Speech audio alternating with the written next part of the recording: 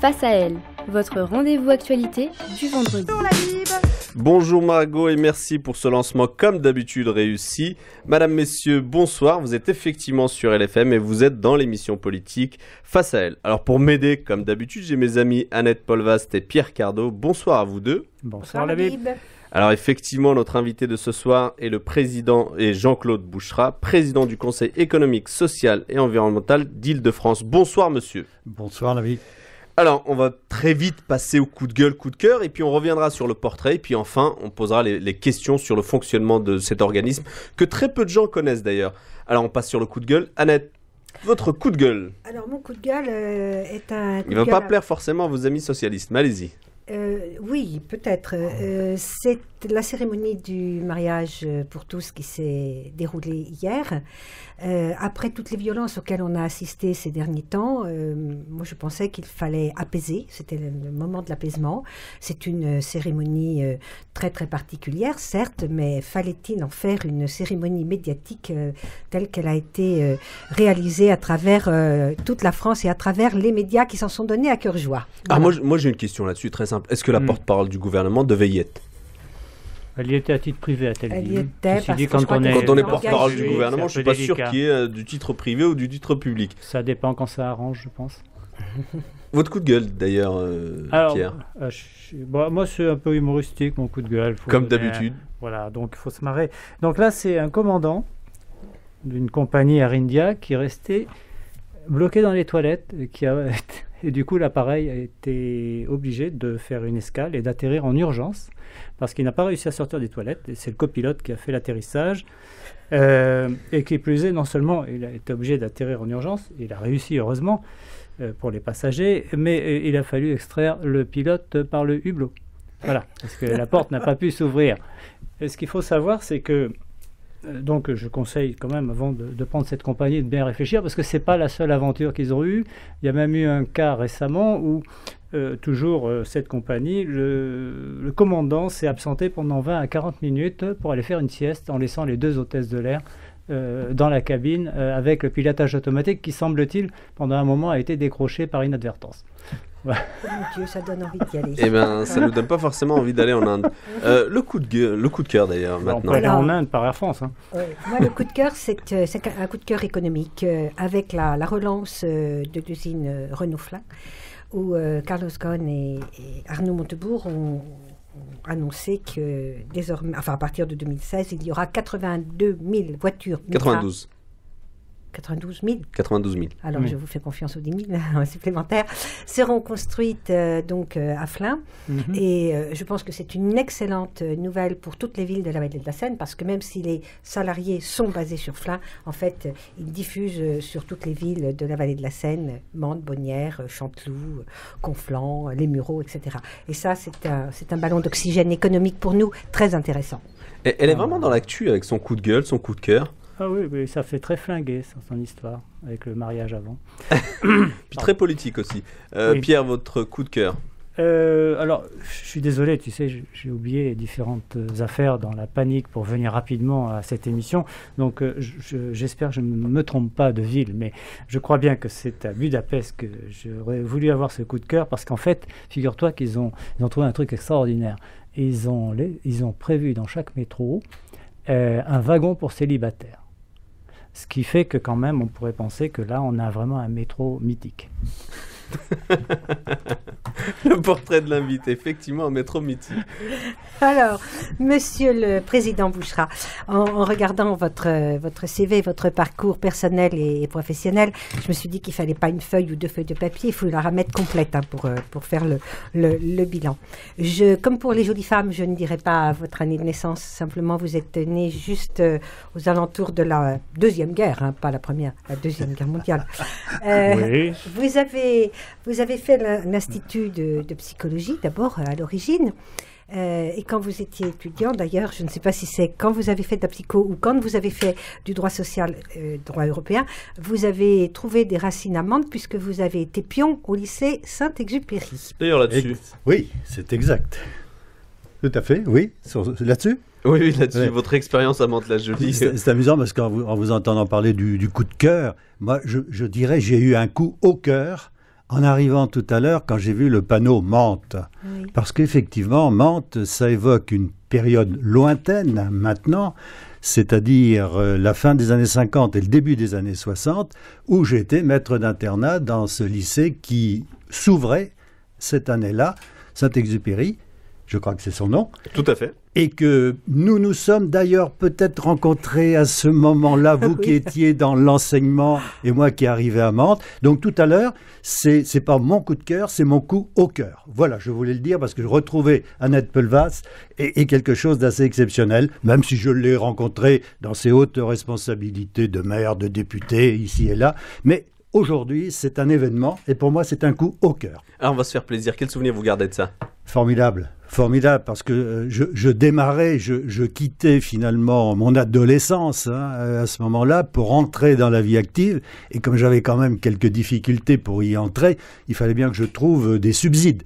Et à l'époque, eh bien, on se tournait vers le Pionica, comme on disait. Et donc, c'est comme ça que j'ai été maître d'internat ici, puis ensuite à Saint-Germain, puis ensuite à Paris. Mais j'avais été quelques mois avant à Montargis, c'est-à-dire que j'étais déjà un peu nomade. Et c'est important dans cette région d'Île-de-France, que je connais bien maintenant, puisque 1281 communes, elles méritent toutes, les petites, les moyennes, les grandes, la visite du président du Conseil économique, social et environnemental d'Île-de-France. Continuez sur le portrait. Belle profession de foi. Alors, vous êtes petit-fils, fils, neveu, enfin une famille d'entrepreneurs dans le bâtiment. Mais oui. Donc vous avez suivi la filière familiale, ce qui vous a valu d'être un des représentants du MEDEF, et vous êtes rentré au comité économique et social en 1989. C'est exact. Et puis, la vie suivant son cours, vous êtes devenu le président, avec un parcours tout à fait intéressant, puisque vous êtes devenu président en 1998, et vous l'êtes toujours, renouvelé pratiquement tous les 3 ans. Donc, vous avez collectionné les élections et les succès dans cette chambre qui, par ailleurs, est assez mal connue. Vous êtes un homme discret et le Conseil économique, social, environnemental de la région Île-de-France est une chambre dont on ne perçoit pas vraiment la portée, dont on ne perçoit pas l'importance. On va revenir, restez sur le portrait parce qu'on va revenir au rôle de Alors le portrait, cette instance. c'est que justement cette chambre, j'y viens, cette chambre nécessite, puisqu'il y a plusieurs collèges, je vous en parlerai tout à l'heure, nécessite un homme d'équilibre, d'harmonie, de dialogue, d'écoute. C'est pas l'Assemblée nationale, c'est plus apaisé et davantage peut-être de réflexion pour lancer les grands projets en accord avec le Conseil régional d'Île-de-France présidé par Jean Pauluchon. Cela vous convient-il, Monsieur le Président? Il serait difficile de corriger le moindre mot, tout ça relève de la perfection. Merci. Merci beaucoup à vous. Alors quel est le rôle de cette instance? Alors, d'abord, puisque nous sommes entre nous, si je puis dire, entre amis et avec des auditeurs qui souhaitent comprendre... Quelques milliers d'auditeurs qui voilà, vous écoutent, oui. Et qui souhaitent comprendre les choses, parce que vous avez eu raison d'insister sur le fait que nous ne sommes pas très connus, alors que nous sommes une institution qui va avoir 50 ans, que nous sommes la 2e assemblée régionale. On connaît la première, celle présidée par Jean Pauluchon actuellement, et qui est le Conseil régional, l'assemblée politique, donc pour lesquels tous nos concitoyens vont voter à un moment donné. Et puis, il y a une 2e assemblée qui a été voulue par les responsables politiques il y a 50 ans. Ils se sont dit, nous les politiques, on ne peut pas décider tout et tout seul, il faut peut-être qu'on interroge un peu les femmes, les hommes qui sont sur le terrain tous les jours, qui sont dans l'entreprise, dans le syndicat de salariés, qui sont dans l'association, etc., pour leur demander leur avis. Et c'est ainsi qu'en 1963, donc il y a 50 ans, le préfet de l'Ouvrier, qui était l'autorité qui, sous l'autorité suprême du général de Gaulle, mettait de l'ordre dans cette région d'Île-de-France, qui s'appelait la région parisienne à l'époque, eh bien, cet homme a dit avec un élu qui s'appelait Roland Nagesser, qui était le président du district de la région parisienne, ils ont dit, eh bien, on va constituer un groupe qui s'est appelé Comité consultatif économique et social du district de la région parisienne. C'était un peu long, et aujourd'hui, 50 ans après, nous sommes le Conseil économique, social et environnemental de l'Île-de-France. C'est donc la même chose. Et nous sommes là pour aider finalement les décideurs politiques, les élus politiques, et l'État également en région. Il y a un préfet, il y a une autorité préfectorale, il y a des responsables, pour les aider finalement à prendre les meilleures solutions dans tous les domaines. Que ce soit l'agriculture, que ce soit le logement, que ce soit l'éducation, que ce soit les transports, nous avons le droit de proposer, d'initier des recommandations pour que les décideurs ensuite prennent leurs décisions. Donc nous sommes une assemblée consultative. La deuxième assemblée régionale, composée de 128 membres, qui se répartissent en représentants du monde économique, des entreprises, des chambres consulaires, industrie, commerce, des entreprises publiques diverses, 41 membres. Et puis il y a un deuxième collège, on appelle ça des collèges, deuxième collège qui représente l'ensemble des organisations syndicales. Il y a 8 organisations syndicales représentées de partant de la CGT pour aller à la FSU. Il y a un troisième collège également de 41 membres qui représente là quelque chose qui s'appelle la société civile au sens le plus large, avec des représentants des associations notamment, dans tous les domaines. Et ce qui nous donne une richesse assez considérable. Il y a un quatrième collège, il n'y a que 5 personnes qui sont choisies par le préfet de région, eu égard à leurs compétences personnelles ou à leurs travaux, dans l'intérêt régional. Donc voilà le dispositif des 128 membres. Nous nous réunissons grosso modo tous les mois dans une assemblée plénière pour prendre des décisions et nous nous réunissons tous les jours dans des commissions thématiques pour traiter des questions que j'évoquais tout à l'heure, que ce soit de l'agriculture, des questions internationales, des questions européennes, du logement, des transports, de l'éducation, etc. Tout ce qui est notre vie quotidienne. À vous tous, à moi, notre vie quotidienne est faite de problèmes. Aujourd'hui, sur l'autoroute, j'ai rencontré des problèmes de circulation. Eh bien, ça veut dire qu'il faut peut-être regarder ça de très près. Et en ce moment, d'ailleurs, avec vos voisins de l'EPAMSA, nous sommes en train de travailler sur Seine-Aval et sur les projets, notamment le prolongement d'Éole jusqu'à Mantes, notamment, et l'articulation avec ce que nous soutenons avec nos amis de Normandie, c'est-à-dire la ligne nouvelle Paris-Normandie ferroviaire qui doublerait l'actuelle ligne Paris-Rouen-Le Havre et Paris, la Basse-Normandie. Donc on est dans ces problèmes très concrets tous les jours. Et notre boulot, donc, j'emploie ce terme à dessein, notre boulot quotidien, c'est de dire aux élus qui ont à prendre des décisions en matière de transport, en matière d'habitat, etc., eh bien voilà quelques idées qui sont les nôtres. Et ce n'est pas des idées de gens qui réfléchissent dans leur bureau. Ce sont les 128 membres, ce sont des femmes et des hommes de terrain qui sont dans leur entreprise, dans leur syndicat, dans leur association, et qui se réunissent en commission et qui se réunissent en séance plénière pour prendre des décisions. Pierre.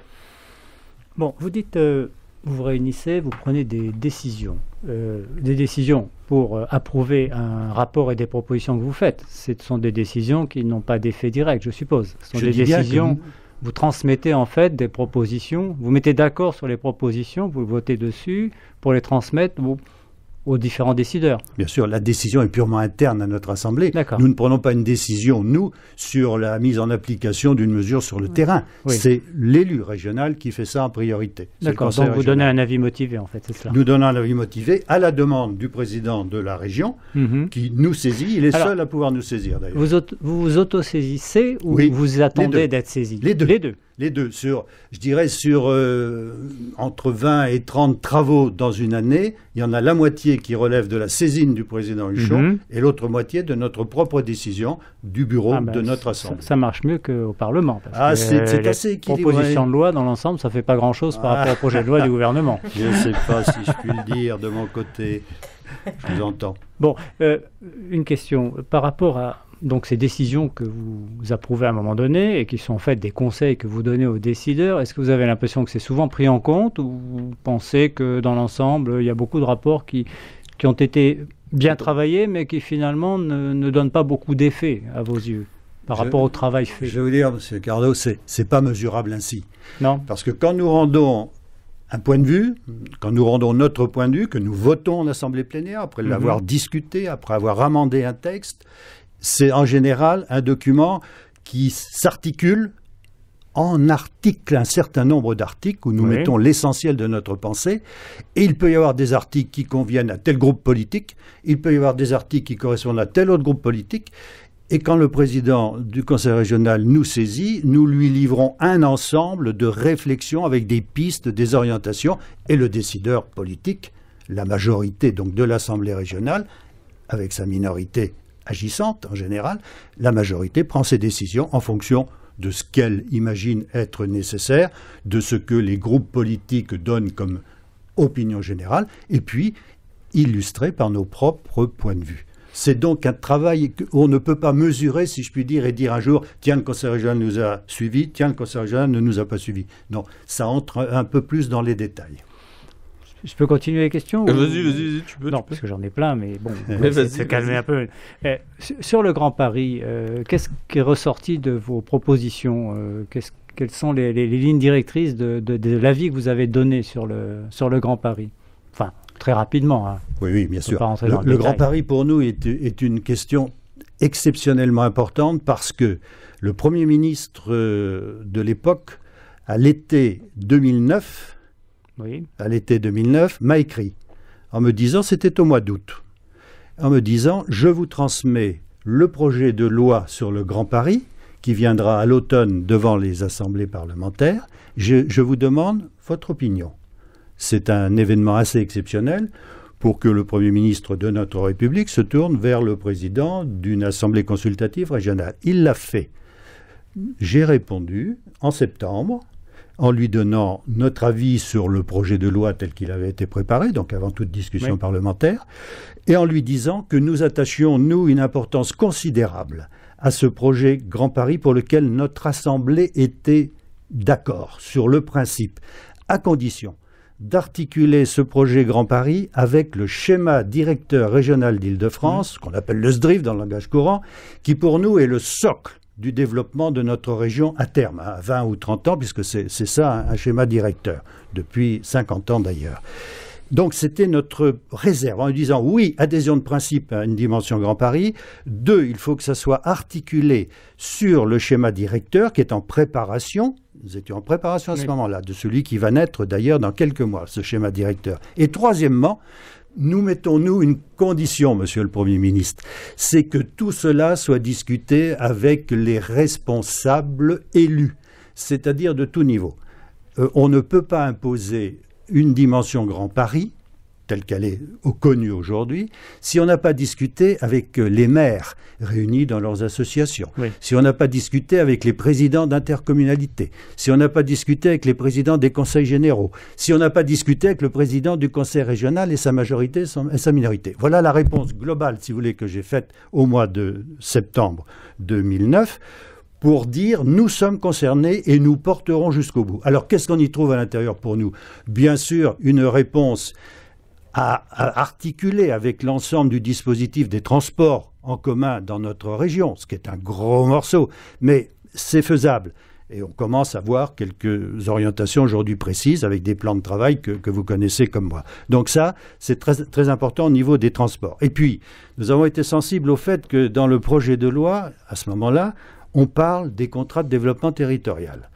Contrat de développement territorial, pour nous, c'est le respect des élus qui ont la responsabilité des terrains et tout autour notamment des fameuses gares qui vont se disséminer sur le parcours de ce Grand Paris, des transports de ce Grand Paris. Donc le contrat de développement territorial. Et à l'intérieur du contrat de développement territorial, quelque chose qui pour nous est une obsession de très très longue date, le problème du logement, le problème de l'habitat.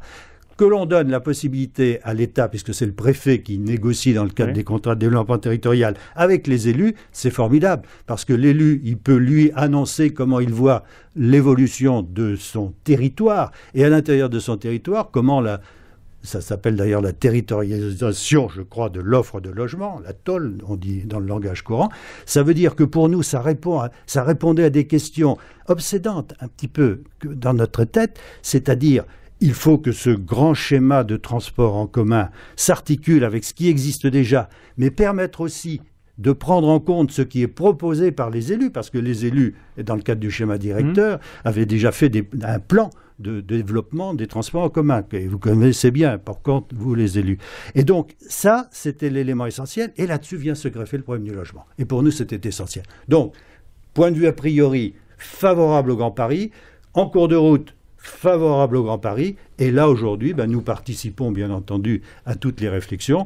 Jean-Paul Huchon qui vient de nous saisir sur les projets de loi dits de décentralisation là, qui ont été attaqués au Sénat hier pour la première fois et qui vont se développer. Nous allons nous rendre notre avis le 10 juillet prochain sur cet ensemble et nous intégrons donc les perspectives du SDRIF et le Grand Paris. Moi, je laisse la parole à ma collègue, parce que j'ai encore des questions, mais vu que Vas-y. L'envie de parler. Oui. Non, mais vous travaillez avec la commission Durand, parce que c'est sur la commission Durand. Je vais y répondre si vous voulez. Il va nous expliquer, Cardot, parce c'est mieux que qu'il moi. il a fait allusion à la ligne Paris-Normandie. la ligne nouvelle, il a fait allusion à un certain nombre d'éléments, d'infrastructures sur le territoire, sur lesquels il y a des choix à faire, puisque, vous le savez, on n'a pas quand même là suffisamment d'argent pour faire tous les investissements qui sont nécessaires pour drainer le territoire. Donc, quelles seront les priorités et comment ressentez-vous les choses entre le canal Seine-Nord, la ligne nouvelle Paris-Normandie, la ligne de fret qui serait utile si on veut que le Havre soit le port de Paris, enfin, toutes ces questions qui se posent. Monsieur Cardot, je veux dire, dans mon irresponsabilité, exagéré quand même. Non, mais la décision politique ne m'appartient pas. Exact. Donc c'est pour ça que je dis mon irresponsabilité. Non pas au niveau de la proposition, où là j'assume toute la responsabilité de mon Assemblée, mais au niveau du politique qui devra décider. Car ça, ce que vient de dire M. Cardot, c'est une décision politique qui va être extrêmement difficile, et très rapidement d'ailleurs, puisque M. Duron, élu autorité politique de Basse-Normandie, comme chacun sait, a été chargé par l'autorité, chargé par l'autorité politique nationale d'une mission, la mission 21, Mobilité 21, où il doit prendre en compte tous les projets d'infrastructures, notamment ferroviaires, mais aussi vous avez évoqué le canal Seine-Nord-Europe, pour lequel nous sommes des chauds partisans, parce que, je fais la parenthèse, on ne peut pas imaginer que l'Île-de-France reste éloignée, comme les régions du bassin parisien restent éloignées de l'Europe du Nord-Ouest et même de l'Europe centrale, parce qu'on n'aurait pas de connexion avec les grands canaux qui existent dans le nord de notre pays, en Belgique, en Hollande et autres, et en Allemagne. Donc, nous sommes pour le canal Seine-Nord. Nous savons, nous avons milité depuis de nombreuses années à ce sujet. On sait qu'il y a un objectif en 2017 qui ne sera probablement pas tenu, qu'il faut faire une petite partie de ce canal qui n'existe pas encore entre l'Île-de-France et une partie de la Picardie, élargissement, absolument. Mais nous militons pour cela parce que le fluvial est quelque chose d'essentiel, et vous le savez ici, vous qui êtes au bord de Seine, et la Seine, nous avons écrit d'ailleurs un rapport sur la Seine, territoire stratégique, donc c'est un élément essentiel. Alors, pour Duron, c'est une mission redoutable pour M. Duron parce qu'il doit faire somme toute un classement des priorités, une première, deuxième, troisième, etc. Et la ligne nouvelle Paris-Normandie que vous évoquiez, M. Cardot, effectivement pour nous est une priorité, si je puis dire, particulière. En ce sens que, il y a bien des années, nous avons dit on ne peut pas imaginer que la Haute et la Basse Normandie soient complètement isolées ne serait-ce que de la plateforme aéroportuaire de Roissy. Il faut que les Normands puissent accéder, comme les autres Français, je dis bien, et pas simplement franciliens, puissent accéder au grand mouvement européen et mondial.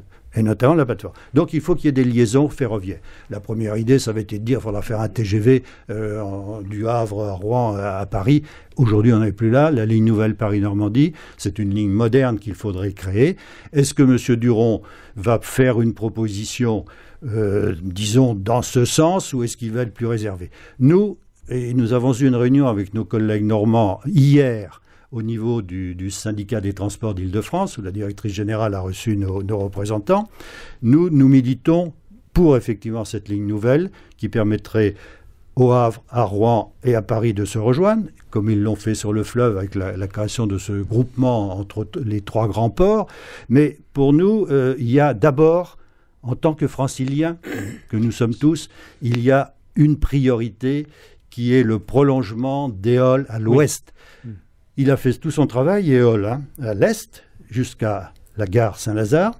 Aujourd'hui, il manque le prolongement pour lequel nous avons fait un cahier d'acteurs, ce qui s'appelle un cahier d'acteurs, c'est-à-dire que notre Assemblée a écrit, à la demande de la Commission de débat public, a écrit pour dire, nous souhaitons qu'il y ait un prolongement qui passe par la Défense, avec une nouvelle gare à la Défense, et peut-être même une à la Porte-Maillot, en souterrain, 8 km à faire en souterrain, et puis que l'ensuite on débouche pour aller à Mantes, parce que c'est Mantes qui est le cœur de ce dispositif. Il faut doubler la circulation. On sait que la circulation pour les voyageurs est quelque chose d'épouvantable sur cette zone.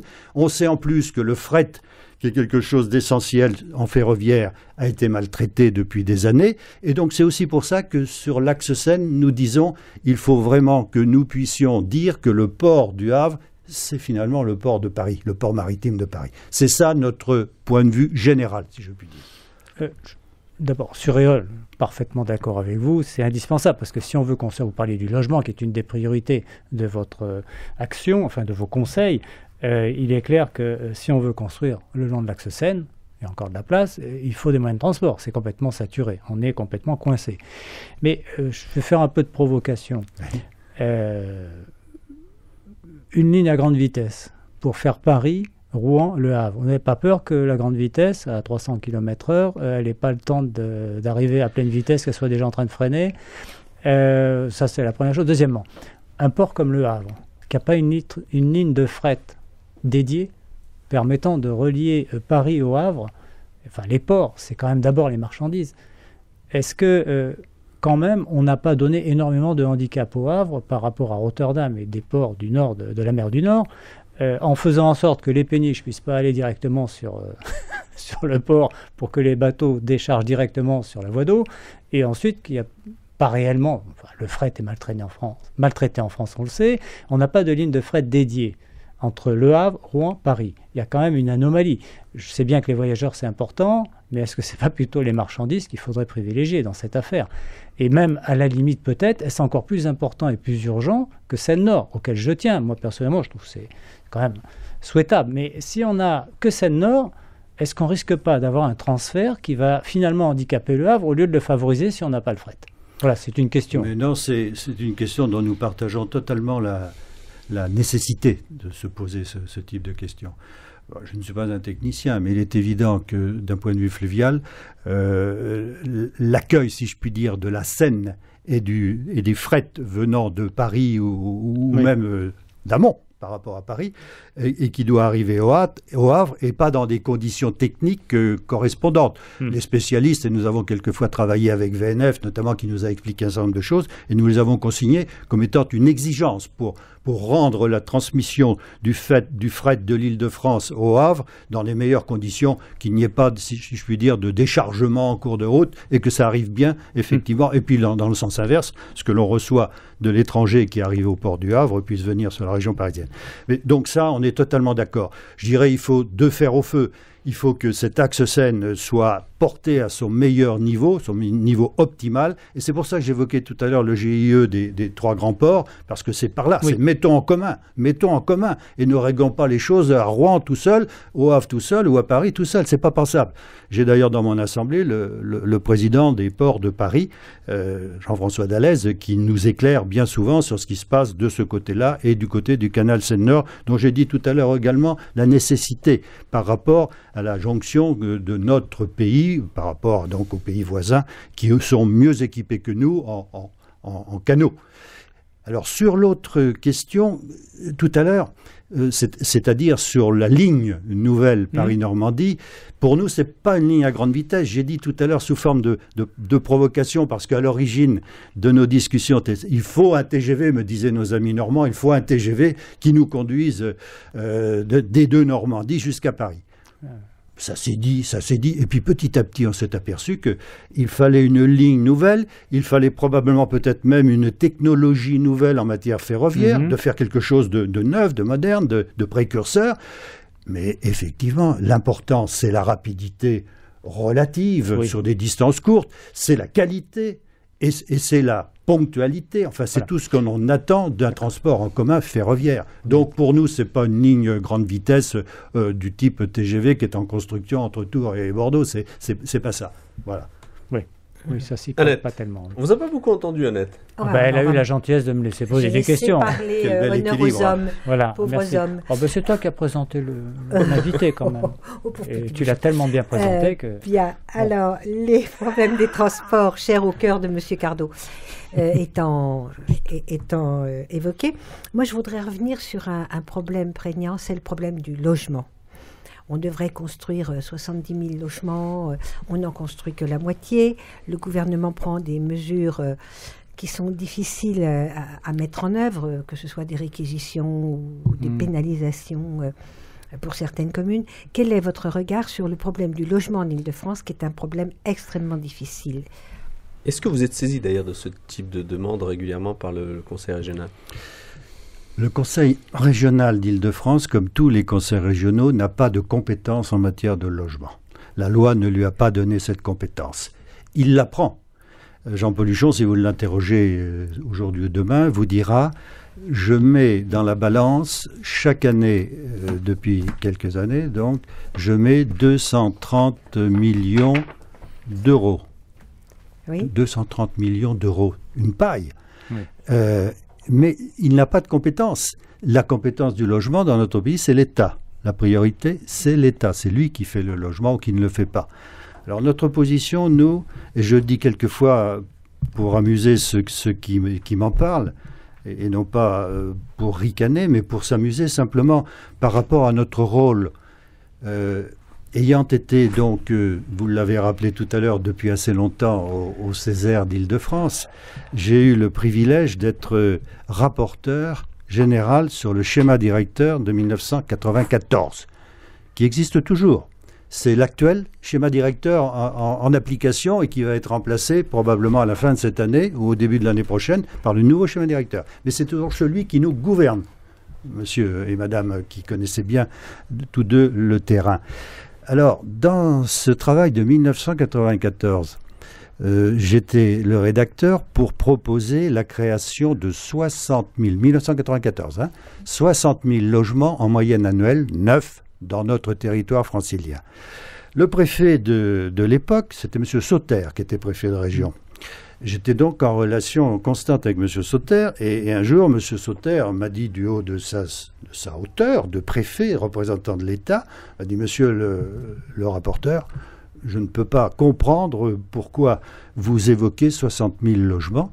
Nous n'avons pas besoin de 60 000 logements. » Je lui ai dit, monsieur le préfet, toutes les études qui ont été faites par les organisations compétentes, du côté de l'Institut d'aménagement et d'urbanisme, du côté de l'INSEE, du côté des élus, enfin tout ce qui a été fait au plus proche du terrain, dans tous les départements, montre que globalement, nous devrions arriver aux alentours de 60 000 logements. Ok, il m'a dit, non, mais terminé. On s'est séparés, bons amis. Et le schéma directeur de 1994 a prévu 53 000 logements neufs en moyenne annuelle. Quel est le bilan que nous faisons aujourd'hui, donc un certain nombre d'années après? Eh bien, le bilan, il est que l'on n'a jamais dépassé les 40 000 logements neufs en moyenne annuelle dans notre région d'Île-de-France. Ça veut dire que nous n'avons pas répondu aux besoins de notre population en logement social, en logement intermédiaire, en logement d'accession, etc. Nous n'avons pas répondu, et tous les élus, et les maires en priorité, qui délivrent les permis de construire, le savent mieux que quiconque, il y a toujours une file de demandeurs. On l'estime, je crois, à 500 000 actuellement en Île-de-France, la demande effective de logements pointée. Et pointée puisqu'il y a un numéro d'inscription, et donc il y a 500 000 personnes qui demandent un logement. Nous sommes à une époque où, et vous l'avez rappelé tout à l'heure, le Grand Paris est intervenu, et dans le Grand Paris, c'était 70 000 logements qui ont été promis. Qu'est-ce qui s'est passé puisqu'on préparait le schéma directeur et que le schéma directeur dans sa préparation actuelle était à 60 000. Le schéma directeur qui va sortir dans quelques mois dira 70 000 comme vous l'avez justement rappelé. Mais je viens de dire qu'on n'avait pas été capable de faire 40 000 logements en moyenne annuelle depuis 1994. Est-ce que l'on va être capable de le faire? Alors, nous sommes des gens pleins d'espoir parce que c'est notre rôle de regarder l'avenir et de dire il y a des difficultés financières, il y a des difficultés foncières, il faut trouver du terrain constructible, etc. etc. Tout ça, on le sait par cœur. Nous disons il faut prendre à bras-le-corps. Et quand tout à l'heure, à la réponse de M. Cardot, je disais dans la dimension Grand Paris, il y a quelque chose d'extraordinairement important. C'est ce que, Mme Pelas, vous venez de dire, c'est le logement, au-delà des transports eux-mêmes, c'est le logement. Parce qu'il y a effectivement, dans le cadre des contrats de développement territorial, la territorialisation de l'offre de logement à l'initiative des maires en discussion avec le préfet. Et ça, je pense que c'est par là que l'on peut gagner, si je puis dire, petit à petit. Ça ne va pas se faire du jour au lendemain, mais que l'on peut gagner un petit peu pour aller déjà à 60 000, et puis ensuite, peut-être un jour, arriver à 70 000. Mais on n'aura peut-être pas besoin d'aller à 70 000. On aura peut-être réglé les problèmes de logement aux alentours de 60 000. Ça sera peut-être suffisant. Mais aujourd'hui, il faut se battre pour y arriver. Alors, on nous dit tous les jours, depuis fort longtemps, mais il n'y a pas de terrain disponible. Attendez, moi je suis un homme de terrain, je suis un homme de bâtiment comme vous le rappelez tout à l'heure, mais je suis un homme de terrain. Je suis à peu près dans toutes les communes de notre région, des communes qui sont au cœur, en banlieue immédiate de Paris ou plus proche de vous, et je pense que c'est pas qu'il n'y a pas de terrain, il n'y a pas de terrain constructible instantanément. C'est ça qu'il n'y a pas, parce que c'est compliqué. Il peut appartenir à quelqu'un qui ne veut pas s'en séparer. Ça peut être un terrain qui relève un peu du champ agricole, et aujourd'hui, dans le cadre du schéma directeur, on veut freiner le grignotage des terrains naturels et agricoles dans notre région. Donc c'est vrai que c'est compliqué, mais il faudra bien y arriver. On ne peut pas voir partir, et nous l'avons analysé ça, on ne peut pas voir partir en permanence de jeunes ménages avec un gosse qui est à Paris, mais qui peut pas s'installer à Paris parce que c'est devenu trop cher, par exemple, qui peut même pas trouver en banlieue ce qu'il lui faut, qui s'en va en grande banlieue, et à partir de là, ça pose d'autres problèmes, des problèmes d'école qu'il faut trouver en proximité, des problèmes de voiture pour le couple qui a besoin. Surtout le transport. Mais bien sûr. Donc, on est face à des problèmes qui sont ceux vraiment des élus. Et nous n'avons pas le pouvoir de décision, je le rappelle, mais nous avons le pouvoir d'accompagner les élus parce que nous savons que c'est leur priorité. On va probablement assez bien régler dans les 10, 20 ou 30 ans à venir les problèmes de transport à l'intérieur de notre région. Peut-être. Tout est fait, me semble-t-il, pour aller dans ce sens. Mais les problèmes de logement, c'est plus délicat. Et c'est vrai. Donc, je crois que ça va rester une des priorités sur lesquelles l'État, et peut-être dans le cadre de la loi de décentralisation, l'État et les parlementaires qui vont décider pourront peut-être penser que la région aurait intérêt à avoir un pouvoir en matière de logement, ce qui n'est pas le cas juridiquement actuellement. Et si la région avait cette possibilité, il est évident qu'en liaison avec les présidents d'intercommunalité qui, dans le cadre de la loi à venir, seront des élus, très clairement élus dans le cadre des élections municipales, je crois que ça c'est très important, c'est des gens qui auront donc le pouvoir du programme de logement dans le territoire interrégional, parce que je crois qu'on ne pourra plus régler un problème de logement dans une seule commune, quelle qu'elle soit. Moi, j'habite dans une commune de l'Est parisien, il n'y a pas de terrain. Manifestement, il n'y a pas de terrain pour construire. On est dans une intercommunalité, et je pense que c'est une voie de passage pour essayer de répondre à ce besoin de logement qui est vital. Si on veut que notre région capitale, qui a quand même un objectif, c'est d'être la région moteur de notre pays, l'Île-de-France. Si on veut que ça reste ainsi, eh bien, il faut que les Franciliennes et les Franciliens puissent rester dans leur territoire et qu'ils ne soient pas obligés de s'exiler, pas très loin forcément, ça peut être en Picardie, ça peut être en région centre, mais d'un point de vue emploi, c'est compliqué, d'un point de vue vie collective, c'est compliqué, d'un point de vue cohésion sociale, c'est épouvantable. Enfin, je veux dire, le logement, l'habitat reste une nécessité qu'il faut inscrire dans notre terrain, et je pense que nous avons la possibilité. En Île-de-France, il y a 12 000 km² de terrain. Je pense que l'on peut trouver la place pour y construire les logements, les 70 000, on n'en a peut-être pas besoin, 60 000 suffiront. Pierre? Non, sur le logement social, moi j'aurais eu tendance à tenir un raisonnement assez jacobin. Mais bon, je considère que l'État a eu le tort de se désengager de ses responsabilités dans ce domaine. Et quand on voit les difficultés aujourd'hui, quand on a l'image du logement social depuis quelques décennies, on voit bien la difficulté à construire. On en a besoin. Ah ouais. Et pourtant, pas grand monde n'en veut. Ouais. Sauf ceux qui le demandent, oui. Pour eux. Mais bon, ça c'est très français. Juste une question. Dans le schéma directeur, dans le Grand Paris, surtout dans le Grand Paris, on a pour les Yvelines Éole, qui nous rendra service jusqu'à Mende, ça c'est clair. Sur la vallée de Seine, c'est un drain qui est indispensable. Vous n'avez pas l'impression quand même qu'il y a un petit problème par rapport aux Yvelines, c'est qu'on n'a pratiquement pas de rocade prévue dans le cadre du Grand Paris. Ça nous échappe, à part Versailles, qui va être relativement bien desservi, le plateau de Saclay, et encore c'est presque sur l'Essonne pour une part. Le reste, même Cergy-Pontoise, qui est quand même censé devenir un grand territoire, puisque c'est en train de... Il y a un projet important, rien. Comment est-ce qu'on peut expliquer cela ? Il y a une anomalie. On ne veut pas desservir l'Ouest, on a peur que ça prenne une partie des investissements pour l'Est. Où est le problème ? Question piège. Non, parce que ça ne veut pas dire que je vais répondre précisément à la question pertinente qui vient d'être posée. Mais je dis simplement, je n'ai pas de mal à m'en souvenir. Hier matin, j'étais chez le préfet du Val d'Oise, à Cergy-Pontoise, et nous avons naturellement parlé de la dimension Grand Paris et du développement de ce département proche du vôtre, et en plus ouvert sur la Picardie. Donc il y a des particularités non négligeables. Eh bien, effectivement, des problèmes de ce type se posent.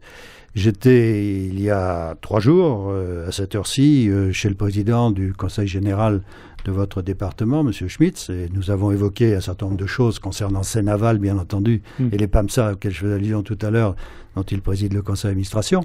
Et donc, dans ce cadre-là, nous avons parlé de l'Ouest francilien, avec l'assurance que nous portions ensemble, comme on vient de le dire avec vous, nous portions ensemble l'intérêt du développement de l'axe Seine et de cette nouvelle liaison ferroviaire qui, jusqu'à Mantes, doit marquer la dimension réelle de l'Île-de-France.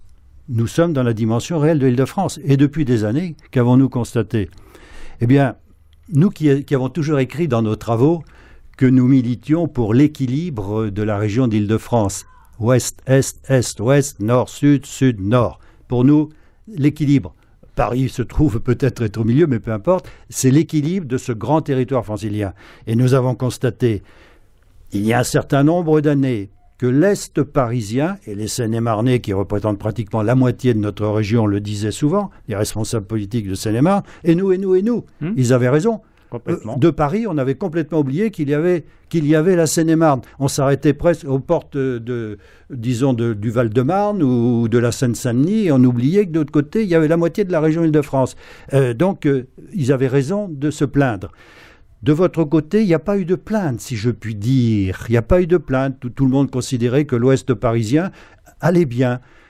Et le jour où on a dit de notre côté que nous nous intéressions de très très près à l'industrie, en rappelant que l'Île-de-France est la première région industrielle française. Et quand on a ajouté dans nos travaux que la première région francilienne en matière industrielle, c'était les Yvelines, on a surpris. Donc on a invité à regarder de près la situation et la désindustrialisation progressive, mais très rapide, de votre département. Et vous le savez, les friches industrielles, si je puis dire, existent. Et donc, vous avez perdu pied dans ce domaine-là, alors que vous deviez garder votre classement de tête. Vous l'avez, mais dans des conditions quand même aujourd'hui un petit peu acrobatiques. L'industrie automobile, par exemple, nous le savons, souffre beaucoup, il n'y a pas qu'elle. Donc, pour nous, l'Ouest parisien a été laissé, si je puis dire, à son propre avenir dans ce cadre régional. On avait l'impression qu'il ne fallait s'occuper que de la plateforme aéroportuaire de Roissy, le nord de la zone centrale, qu'il fallait peut-être s'occuper du côté de Rungis, de cette grande plateforme de commerce de gros, parce qu'en plus de ça, il y avait un impact d'emploi avec l'Essonne, etc., donc, et le Val-de-Marne, donc en lui-même, et puis proche de Paris. On n'a pas eu une approche suffisamment homogène du développement de notre région. Et donc, aujourd'hui, on vient de se réveiller. On s'est réveillé, c'est vrai, sur l'Est parisien, mais il y a quelques années déjà, le premier coup avait été annoncé au niveau de Euro Disney. C'est vrai que le phénomène Euro Disneyland a donné à l'Est parisien une ouverture, une dimension du centre de la région vers l'Est, mais aussi des autres régions et de notre pays tout entier, même de l'étranger, vers la région parisienne, au travers donc de cet ensemble loisirs, tourisme fort important. Et puis petit à petit, s'est mis en place tout un dispositif de Marne-la-Vallée, de Sénart, je veux dire les choses. Mais on a du côté, et le préfet me le disait, et puis le président également, que j'évoquais tout à l'heure, la jonction, l'achèvement autoroutier n'a pas été fait, des problèmes, ne serait-ce que de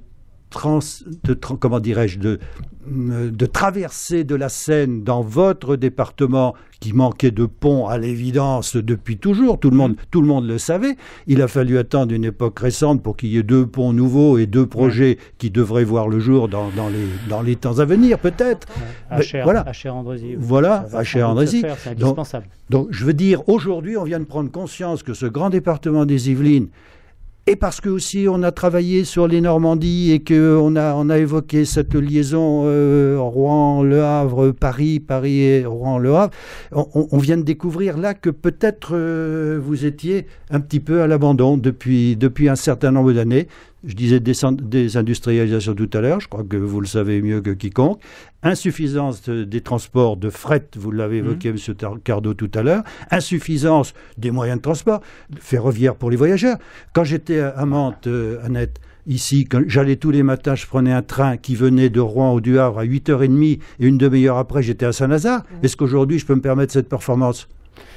Difficile, hein ? Si vous voulez aller à la préfecture de Versailles, c'est la préfecture des Yvelines, et que vous habitez en Vallée de Seine de notre côté, vous repartez sur Paris d'abord et après vous allez à Versailles. C'est vrai. Je vais siffler la fin, je suis désolé, on a dépassé le temps qui nous était imparti. Merci Monsieur Bouchra de vous être déplacé jusqu'à nos locaux. Merci sincèrement. Merci à Annette et à Pierre pour l'excellente animation. Vous avez bien vu que ce soir, j'ai pas eu grand-chose à dire. D'ailleurs, Annette et moi, on ne s'est pas beaucoup exprimé, vous l'aurez remarqué. Oh, ça suffit, toi. C'est M. Bouchra qui était là pour s'exprimer. C'est exprimé. Je rends l'antenne à Margot. Vous pouvez retrouver cette émission dès ce soir sur www.lfmradio.com et dès mardi en vidéo. Bonne soirée à vous, Margot. Merci, Labib. Face à elle, votre rendez-vous actualité du vendredi.